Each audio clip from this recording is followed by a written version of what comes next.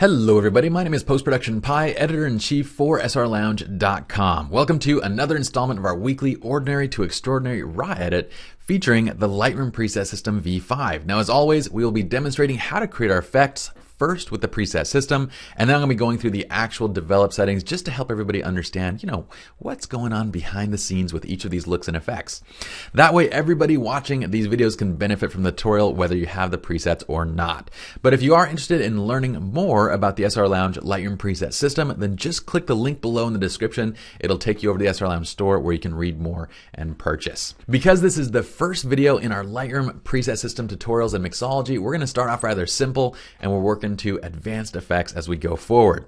But basically what we want to do with this image is I want to create a nice, soft and flattering color look for our general portraiture. Regardless of whether you're using Lightroom 4 or Lightroom 5, this is all going to be exactly the same. There are a few differences in Lightroom 5. We have a radial filter. We have a little bit more choices when it comes to basically spot removal and healing brush kind of usage in Lightroom 5. But when we get to those points, we'll kind of point them out and let you know other ways to work around it. That's enough talk from me. Let's jump in and first go over our information. So I'm going to hit I. And by the way, if you ever want to customize the information that shows up, just hit Control J or Command J on a Mac. It's going to bring up the develop view options and you can basically customize what info is shown when you hit I in the develop module. So right now I've chosen camera model, my exposure and ISO, and my lens setting. So for this particular image, we shot this on a 5D Mark II. It was shot on a 50mm 1.4 lens. We shot it at 1/800th of a second at f2 and ISO 100. I like to take a look at my my EXIF information just to know going into it, do I need to make any special adjustments for particularly ISO basically. We also know that if we shot it at a very shallow depth of field, like say 1.2 or 1.4 or the lowest possible on the lens, we might need a little bit of extra sharpening because we're not going to have a very sharp image since we're shooting kind of at that low of an aperture. Alright, so for this image, there's not really too much to worry about. Let's hit I to pull off our information. And now for this image, we could do a whole variety of things. They kind of have this Great Gatsby theme going on. This is a very nice vintage dress. We have a great look with his tux on the right, and we have this vintage car in the back, so we could really do whatever we want with this image. But again, let's start with that nice, soft color, just flattering portrait look. Okay, so we're going to jump into the base presets. And remember, if you guys ever forget basically what these do, just remember the BCAS formula for developing. So we start with a base, and a base is a one-click preset that gets you to a finalized look. If you want from that point, you can make additional adjustments, first starting with modifying your curve, then you can go on to create fine-tuning adjustments, and then you go into special effects. So we're going to start with our base. We're not going to need to do too much because we want just that nice flattering look, and it's going to be pretty much dialed in with these presets. So starting out, we have the soft import reset. Now this is going to reset the image. So if we have another preset selected and we go back to soft import, it's going to reset our exposure and everything. If it's labeled reset, it goes all the way back to the original. But it applies our soft import preset setting. Now this soft import does not affect overall colors, so we don't have changes to vibrance and saturation and so forth. The other soft presets are going to modify skin tones a bit. It's just pulling out a little bit of the reds, a little bit of the oranges that make for kind of those strange areas in color toning. So if you want unmodified colors, then go with the soft import standard. If you want more modified skin tones, go with the skin desaturated versions. Okay, so we have soft, extra soft, and we have super soft. Now super soft, again, generally we're using this for newborn type portraiture. These images that we want to be very, very soft and very bright and kind of just very natural and bright looking. For this kind of image, it's going to flatten out too much of the highlights. With the extra soft preset, we're generally going with shots like this. These are going to be basically close-ups, they're going to be portraits, they're going to be headshots. We're going to stick with this extra soft category. Generally, I'm using the soft preset for more environmental portraits or when I want a higher contrast look to the images. For this particular one, I'm just going to go with extra soft. It's going to be pretty much done as is, but let's just make a temperature modification. We're going to dial it up a little bit. Oh, I kind of slid it right to 6500 and it looks very nice. And then from here, if we want to make any additional adjustments, we can. Now, since I have my mouse on the right side, for a workflow standpoint, I'm just going to modify my exposure from here. But if you're working on the left, it's nice because we have the exposure adjustments. You can quickly flip between different exposure levels while you're modifying your image. Now with this image, we have a couple different options. If I wanted to, I could create a little bit more contrast in this image by dropping the blacks a bit. So with the shadows and blacks, I can flip between different shadow levels to kind of see if I want to darken up my shadows. And I actually do. I like this look where we have these deeper shadows and we're not clipping anything. If I hit J, there's a tiny bit over here in the deep dark shadow of his jacket right here. We also have a little bit over in the background, the fender of the car, but overall, this looks brilliant. It looks beautiful. I love it. It's a little bit more contrast in the image, and that's totally fine too. You can leave it kind of either way. This is really up to you guys. When you've finished dialing in these basic settings, if you've made adjustments to one of these soft presets or one of the base presets and you want to keep it, that's when we'd save it to My Mixology. And I'm not going to do that now because we've only made one tiny adjustment. I just adjusted blacks. And basically this is the same. If we do a light crush with skin desaturation, that's exactly what we've done here. There's a tiny bit more softening because we selected extra soft instead of, you know, the regular soft, but it's very similar. Let's show you what we would do if we did want to save this as a mixology. What I would do is go into My Mixology and I'm just going to hit plus. We're going to set the folder to My Mixology. And by the way, this is where you're going to put all of your custom mixology. Okay, so that's where it's going to go. And that's never going to get overwritten when you install updates and so forth. Okay, so we're going to call this something like, say, I don't know. We're going to say extra soft and we're going to say extra blacks. Whatever works, guys. I don't really care. Extra soft plus extra blacks. All right. So just name it something. I always like to go with descriptive names that, you know, don't confuse you later on. So I'd rather describe it and make it not really super sexy, but easily to understand than having a super sexy name that you really don't know what it does. All right. That's the whole point of the preset system in the first place, is to know what everything does. Now, the easiest way to do this is what we're going to do is hit check all. We're going to deselect white balance, deselect exposure. And the reason for this is because you want to flip between presets and just see what that preset looks like across different images. Now, if you select white balance and exposure, well, every time you basically flip to a different preset, it's going to adjust those two things and you have to retweak it to see what the preset's going to look like at the correct exposure and at the correct white balance. All right, so I always leave those two things deselected unless it really just must have it on the preset. All right, over here on the right side, we're going to deselect all of the lens corrections with the exception of lens vignetting. Again, all of these other things like profile corrections and everything like that, they're built into whatever preset you choose to import with. So we don't want to modify that with you know, any of the additional presets that we're creating. The other thing we want to do is deselect calibration. That way, if you do have a camera calibration that you load upon import, it doesn't reset it out. At this point, we would just hit create and it's going to be added to our My Mixology folder. At any point in time as you're adding mixology, you can always rename these to kind of create a different organizational, you know, structure to them, whatever you guys like to do. I'm going to call it 01. So that is basically the process of creating a new preset. Now, for the sake of this, let's just delete this one out because I'm not going to keep this. And that only made one tiny adjustment to it anyway. So let's just delete that out.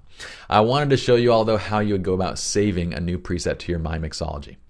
All right, so this looks great. Let's go over to the right side. I'm going to hit J so that we don't see the highlight alert anymore. Let's go to the right side and let's just go through our different settings that we have, and then we're going to make some fine-tuning adjustments with a little bit of brush work. Okay, so over here, well, temperature and exposure contrast, those are all self-explanatory. But basically when we get to highlights, shadows, whites, and blacks, you can see that we're dropping the highlights and the whites. Again, this is to flatten out the highlights that are appearing over skin.